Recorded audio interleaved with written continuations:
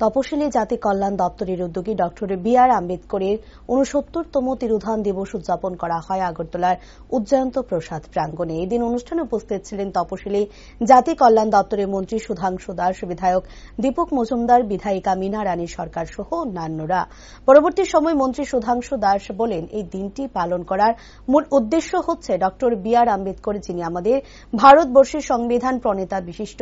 সমাজ সংস্কারক, শিক্ষাবিদ এবং রাজনৈতিকবিদ, ওনাকে স্মরণে রাখা এবং ওনার কৃতিত্ব ব্যক্তিত্ব সম্পর্কে বর্তমান প্রজন্মকে অবগত করা এবং ওনার কৃতিত্বগুলি আরো বেশি করে মানুষের সামনে তুলে ধরা। এবং তিনি মনে করেন ডক্টর বি আর আম্বেদকরের জীবনী প্রত্যেকের জানা উচিত এবং ওনার দেখানো পথ দিয়ে আগামী দিন আমাদের চলা উচিত।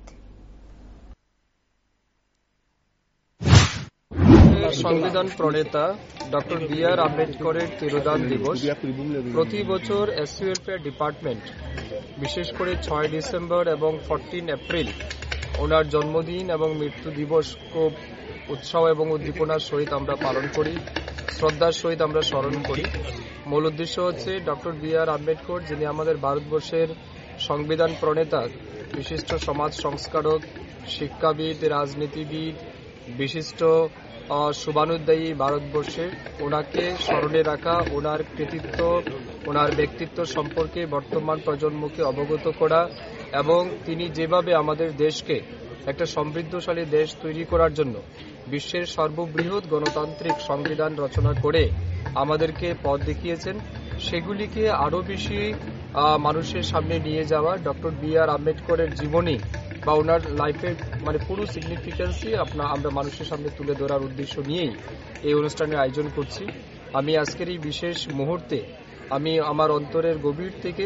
শ্রদ্ধার সহিত ডক্টর বি আর আম্বেদকরকে স্মরণ করছি, ওনার প্রতি শতকোটি প্রণাম আমি নিবেদন করছি এবং আমি আবেদন করব সবাইকে, ডক্টর বি আর আম্বেদকরের জীবনী, ওনার ব্যক্তিত্ব কৃতিত্ব আমাদের জানা উচিত এবং ওনার দেখানো পথ দিয়ে আগামী দিন আমাদের হাঁটা উচিত এবং চলা উচিত।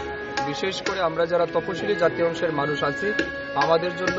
গর্বের এবং গৌরবের মুহূর্ত যে ডক্টর বি আর আম্বেদকর শুধুমাত্র ভারতবাসীর জন্য যেমন কাজ করেছেন, ঠিক তেমনি তপশিলি জাতি অস্পৃশ্য সমাজকে তুলে ধরার জন্য, অস্পৃশ্য